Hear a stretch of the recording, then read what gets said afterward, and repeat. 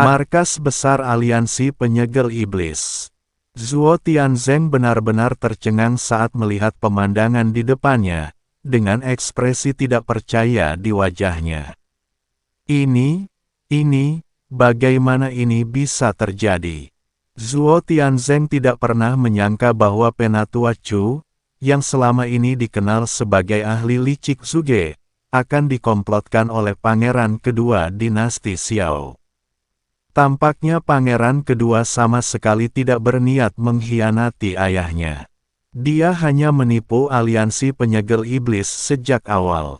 Sialan ini, aku secara pribadi akan memimpin orang untuk menyerang dinasti Xiao. Zuo Tianzeng meraung. Yang mulia pangeran ke-10 memutar matanya ke arah Zuo Tianzeng dan berkata, bodoh. Setelah mengatakan itu, sosok yang mulia tiba-tiba menghilang tanpa meninggalkan jejak, seolah-olah dia belum pernah ke sana. Yang mulia, Zuo Tianzeng berteriak lama sekali, tetapi tidak ada jawaban sama sekali. Pada saat ini, di kota Kekaisaran Dinasti Xiao, banyak biksu dari Demon Sealing Alliance telah menderita banyak korban, dan mereka berlari dan melarikan diri. Master Sekte Zhou berlari ratusan mil dalam satu tarikan napas, dengan Tian Luo dan Tian Sha mengikuti dari belakang. Pada saat ini, mereka tiba-tiba merasa bahwa pemimpin sekte mereka cukup baik. Setidaknya saat ada bahaya, kamu bisa langsung bereaksi dan kabur. Jika Anda mengikutinya, setidaknya Anda bisa menyelamatkan hidup Anda. Xiao Jian memimpin biksu tua itu menuju Xiao Feng dan Yuan Qiang. Perdana Menteri Yu, saya telah sangat menyinggung perasaan Anda sekarang. Saya harap Anda memaafkan saya. Biksu tua itu memberi hormat pada Yuan dengan tegas dan berkata, Tuan, ini serius. Yuan Qiang melambaikan tangannya dengan cepat. Saudaraku, Perdana Menteri Yu, aliansi penyegel iblis telah mendekatiku sebelumnya, tapi aku tidak mengikuti ayahku untuk melaporkannya, hanya untuk membuat aliansi penyegel iblis lengah. Kali ini aliansi penyegel iblis menderita kerugian. Kerusakannya sangat tragis. Diperkirakan tidak lagi menjadi ancaman bagi dinasti Xiao kita dalam jangka pendek. Xiao Jian berkata jujur, Pangeran kedua, saya baru saja salah paham terhadap Anda, dan Anda benar-benar pantas mati. Yuan Qiang berkata bahwa dia akan berlutut. Melihat ini, Xiao Jian buru-buru mendukung Yuan dan berkata, Perdana Menteri Yu, kamu melakukannya untuk dinasti Xiao dan rakyat dinasti tersebut, jadi mengapa kamu bersalah? Saya juga meminta Perdana Menteri Yu untuk membawa saya menemui ayah saya. Setelah saya menjelaskan masalahnya dengan jelas, saya akan kembali ke kota Changlang. Xiao Jian tahu bahwa meskipun dia membantu mengalahkan aliansi penyegel iblis, agar tidak menimbulkan kesalahpahaman, dia harus memimpin orang-orangnya kembali ke kota Changlang secepat mungkin. Saudaraku, karena kamu sudah kembali, maka tinggallah di kota Kekaisaran. Di sini jauh lebih nyaman daripada kota perbatasan kecil kota Changlang, dan juga memiliki lebih banyak sumber daya. Saya akan menemui ayah saya dan menjelaskan bahwa kita semua adalah pangeran, dan ayah saya tidak boleh memperlakukan mereka secara berbeda. Setelah Xiao Feng mengetahui apa yang terjadi pada Xiao Jian, dia merasa sangat bersalah dan tidak adil. Dia merasa ini tidak adil bagi Xiao Jian. Dia tidak takut Xiao Jian akan merebut tahta darinya. Bahkan jika dia memberikan posisi putra mahkota saat ini kepada Xiao Jian, Xiao Feng tidak akan ragu-ragu. Xiao Feng sama sekali tidak tertarik pada putra mahkota, tapi dia selalu berpikir bahwa dia adalah satu-satunya pangeran di dinasti Xiao, jadi dia hanya bisa memikul tanggung jawab ini. Sekarang setelah ada Xiao Jian, Xiao Feng ingin tinggal dan terbang bersama Zhu Qingyue, menjadi mitra kultivasi ganda, dan berlatih bersama, bukankah luar biasa? Saudaraku, kamu.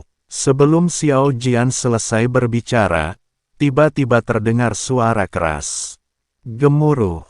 Begitu suara itu turun, aura menakutkan datang langsung di udara dan langsung menuju ke semua orang. Melihat pemandangan ini, semua orang kaget, karena aura ini terlalu menakutkan.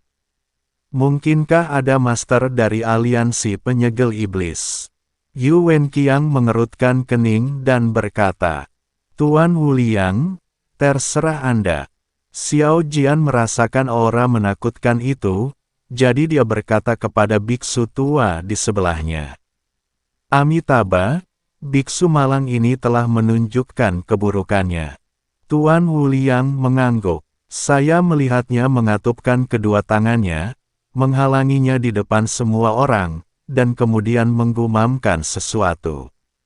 Namo Amitabha, Tuhan Surgawi yang tak terukur.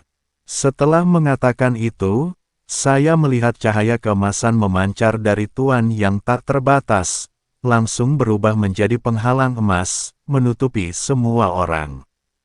Saat ini, aura menakutkan telah mencapai mata semua orang. Ledakan, dengan pemikiran keras, penghalang emas tiba-tiba hancur tanpa efek apapun, dan semua orang terlempar oleh kekuatan yang menakutkan ini. Setelah terbang puluhan mil, dia jatuh dengan keras ke tanah.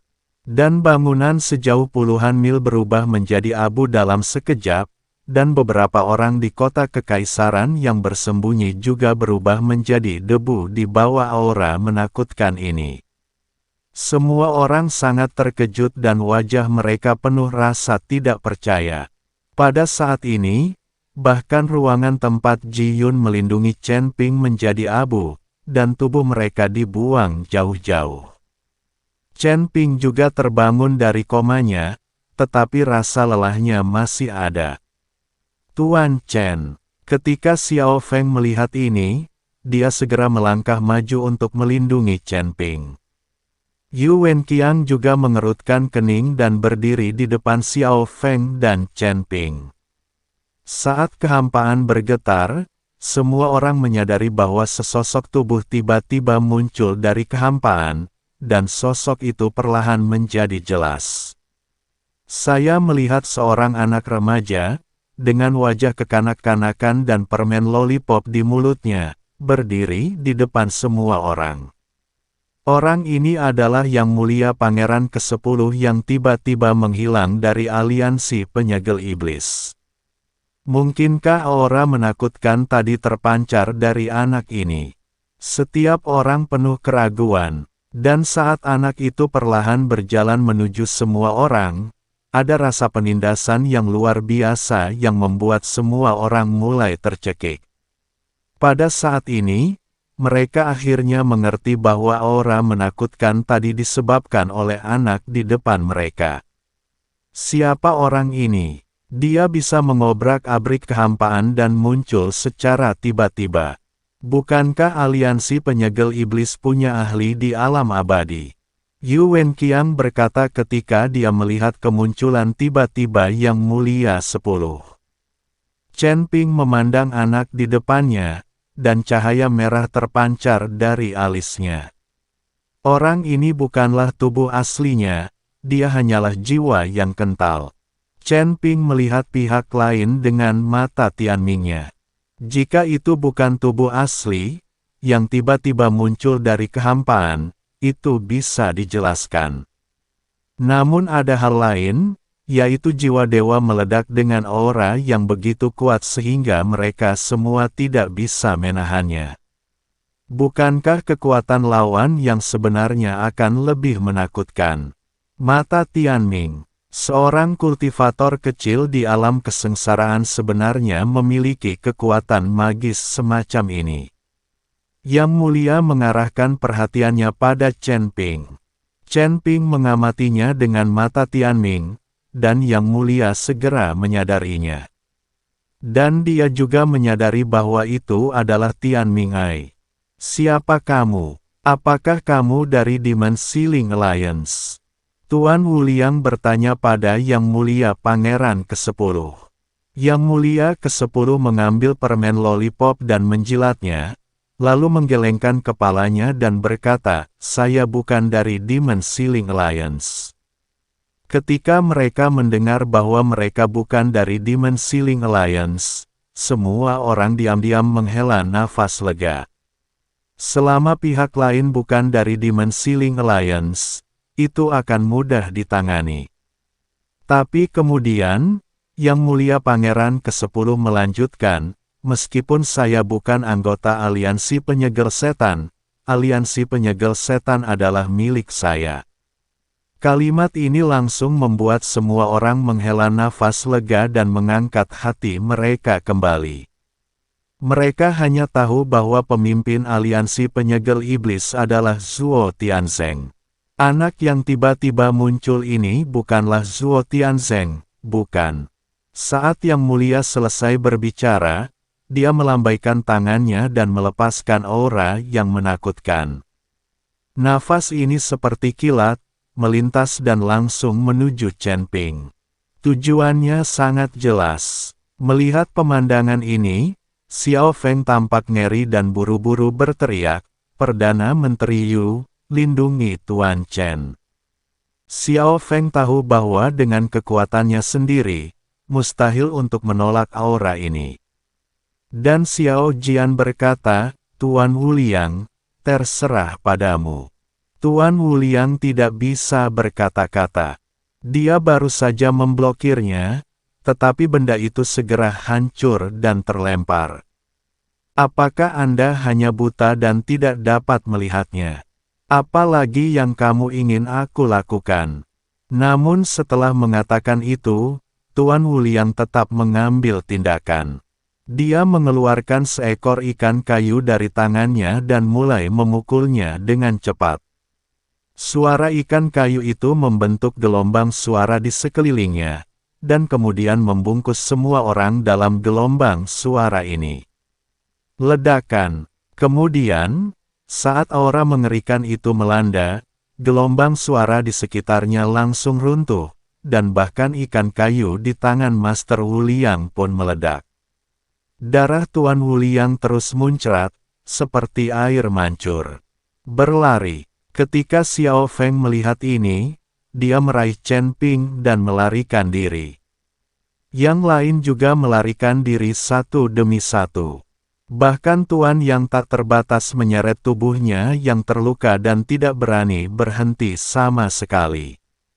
Tetapi ketika Pangeran ke-10 melihat orang-orang yang melarikan diri dengan panik, dia tertawa dan mengunyah permen lollipop di mulutnya. Setelah menghabiskan lollipop, Yang Mulia ke-10 mengambil langkah untuk mengejar semua orang. Setiap langkah yang diambil oleh 10 Yang Mulia ini akan mengubah bangunan di sekitarnya menjadi abu, dan seluruh kehampaan akan bergetar. "Senior, siapa bocah cilik ini? Mengapa dia begitu kuat, dan mengapa dia mengetahui mata Tianmingmu?" Chen Ping bertanya pada Raja Iblis Ciyun sambil dibantu melarikan diri. Raja Iblis Ciyun terlihat sangat serius saat ini. Setelah beberapa saat, dia perlahan berkata, "Aku tidak menyangka orang-orang ini masih ada." Siapa bocah cilik ini?" Melihat ekspresi Raja Iblis Ciyun, Chen Ping tahu bahwa segala sesuatunya tidak sederhana. "Izinkan saya bertanya, tahukah Anda ada berapa kelompok etnis di alam semesta yang luas ini?" Raja Iblis Ciyun tidak menjawab Chen Ping, tapi bertanya pada Chen Ping. "Tahukah kamu, bukankah mereka hanya manusia, setan, dan binatang?" Chen Ping berkata dengan bingung. Namun siapa sangka Raja Iblis Ciyun menggelengkan kepalanya dan berkata, "Di alam semesta yang luas ini, masih ada ras dewa. Dewa-dewa ini sebenarnya adalah sejenis ras manusia, namun karena mereka sombong dan sombong, mereka selalu merasa berada di atas suku lain, sehingga mereka menyebut dirinya dewa. Justru karena kesombongan para dewa itulah banyak suku yang tidak menyukai mereka, sehingga lambat laun mereka menghilang. Aku tidak menyangka kita masih bisa melihat keberadaan para dewa di dunia manusia ini.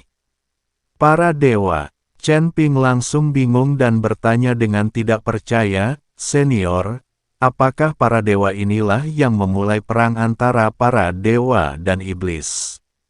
Apa ciri-ciri para dewa ini?" Entah siapa yang memulai perang antara dewa dan iblis, tapi ciri khas para dewa adalah mereka sombong, suka menyombongkan diri, dan selalu menganggap darahnya mulia. Sama seperti klan naga di antara klan binatang, atau silsilah naga emas di antara klan naga, mereka menganggap garis keturunan mereka mulia dan berbeda dari ras lain. Raja Iblis Ciun mengikuti Chen Ping dan menjelaskan. "Brengsek." Chen Ping mengutuk dalam hati. Dia berasal dari silsilah naga emas. Saat Raja Iblis Ciun menggunakan metafora ini, bukankah dia sedang membicarakan dirinya sendiri? Chen Ping tidak merasa dirinya sombong, apakah dia suka menyombongkan diri? Sudah menjadi sifat manusia untuk sesekali menyombongkan diri. "Nak, dengan baik hati aku memberitahumu, mengapa kamu mengumpat di jalan?" Raja Iblis Ciun memelototi Chen Ping. Chen Ping tiba-tiba merasa malu dan dikutuk di dalam hatinya. Tanpa diduga, dia juga ditemukan oleh Raja Iblis Ciun. "Senior, aku hanya sedikit kaget sesaat. Aku tidak bermaksud memarahimu." Chen Ping hanya bisa menjelaskan dengan canggung. Pada saat ini, yang ke-10 sudah mengejar mereka dengan santai. Rasakan aura menakutkan di belakang Anda semakin dekat. Semua orang menjadi cemas, dan Xiao Jian memandang Guru Wuliang dan berkata, "Tuan Wuliang, terserah Anda." Brengsek. Tuan Wuliang benar-benar tidak bisa berkata-kata. "Jika kamu tidak menindas orang lain seperti ini, mengapa kamu menatapku meskipun kamu muntah darah dan sekarat? Apakah Anda ingin melihat saya dipukuli sampai mati?" Tuan Wuliang ingin menolak, tetapi aura menakutkan di belakangnya sudah menuju ke arah mereka. Yang Mulia memiliki senyum polos di wajahnya, dan dia tidak terlihat seperti iblis pembunuh. Tetapi ketika yang ke-10 mengambil tindakan barusan, jumlah orang di kota kekaisaran yang terbunuh atau terluka bukanlah 10.000, tetapi beberapa ribu. "Sial, kamu anak nakal, kamu bertindak terlalu jauh." Tuan Wuliang juga cemas. Dia tahu bahwa dia tidak mungkin bisa melarikan diri, jadi dia hanya bisa berjuang keras.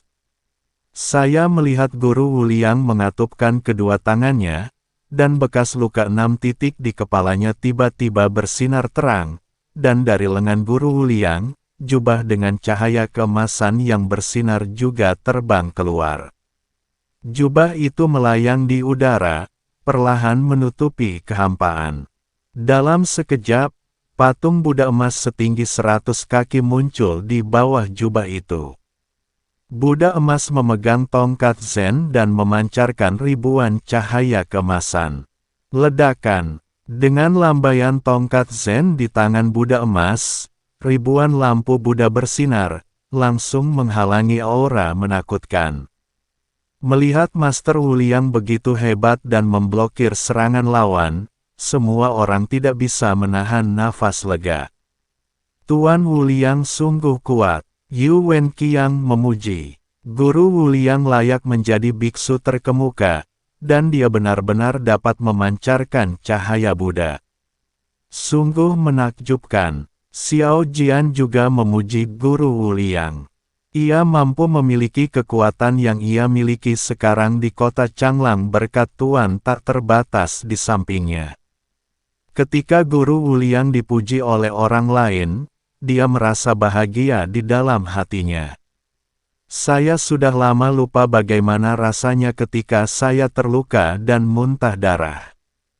Tetapi ketika semua orang menyelesaikan kata-kata pujian mereka, Yang Mulia Pangeran ke-10 tiba-tiba tertawa dan bergumam, "Keledai botak tua ini sangat lucu, dia memiliki wajah lebih dari saya." Setelah mengatakan itu, aura menakutkan tiba-tiba melonjak, cahaya Buddha Guru Wuliang langsung menghilang, dan bahkan Buddha emas setinggi 100 kaki pun menghilang seketika. Hanya jubahnya yang tersisa melayang tertiup angin, lalu tiba-tiba nyala api membubung dan membakar jubah itu seluruhnya. Tuan Wuliang bodoh, jubah itu adalah hartanya yang paling berharga. Setelah memecahkan cahaya Buddha, aura menakutkan tidak berhenti, tetapi terus menyerang semua orang. Melihat ini, Yu Wenqiang hanya bisa melambaikan tangannya, dan nafas yang kuat keluar dari tubuhnya, bertabrakan dengan nafas lawan. Dalam sekejap, semua orang terlempar, dan wajah Yu Wenqiang sangat jelek. Setelah berhenti, mereka melihat yang ke-10 masih mendekati mereka tanpa tergesa-gesa. Pada titik tertentu, Yang Mulia punya permen lollipop lagi di mulutnya. Yang Mulia Pangeran ke-10 memandang semua orang dengan senyuman di wajahnya, seolah-olah dia mengikuti mereka tanpa dendam, dan yang baru saja dia lakukan hanyalah menggoda Chen Ping dan yang lainnya. Arogan, Chen Ping memahami hal ini sekarang. Seorang anak kecil bisa menjadi begitu sombong. Tampaknya Raja Iblis Ciyun benar, lawannya pastilah klan dewa. Kesombongan seperti itu terpancar dari dalam. Semua kesombongan muncul karena lebih jarang dipukuli. Jika Anda dipukuli setiap kali muncul, Anda mungkin tidak akan sombong lagi. Jika aku tidak pulih, aku akan memberi pelajaran pada bocah kecil ini. Chen Ping merasa sangat kesal saat melihat ekspresi arogan Yang Mulia Pangeran ke-10. Bagaimana dengan para dewa? Saya masih naga emas di klan naga, dan saya tidak begitu sombong. Yu Wenqiang dan Master Wuliang kembali menatap Chen Ping. Meskipun Chen Ping memang memiliki beberapa kemampuan dan dapat bertarung melampaui level tersebut. Tapi menghadapi master seperti itu, meskipun Chen Ping begitu baik, dia bukanlah tandingannya. Merasakan tatapan Yu Wenqiang dan Master Wuliang, Chen Ping merasa sedikit malu. Sepertinya aku baru saja membual secara tidak sadar. Apakah ini bakat yang dimiliki oleh garis keturunan? Chen Ping benar-benar tidak ingin menyombongkan diri. Apakah kalian semua adalah kekuatan dinasti Xiao? Terlalu sampah. Yang Mulia menjilat permen lollipop itu, lalu mengeluarkan tongkatnya dan melambaikannya ke arah Chen Ping dan yang lainnya. Ledakan. Dengan gelombang ini, energi pedang yang menakutkan muncul, menebas semua orang. Rumput. Semua orang tidak bisa tidak mengutuk. Bukankah terlalu keterlaluan jika kamu bisa menggunakan tongkat lollipop untuk menggunakan energi pedang yang begitu menakutkan hanya dengan satu ayunan? Jika ada yang bisa menghasilkan energi pedang, lalu apa gunanya menggunakan pedang?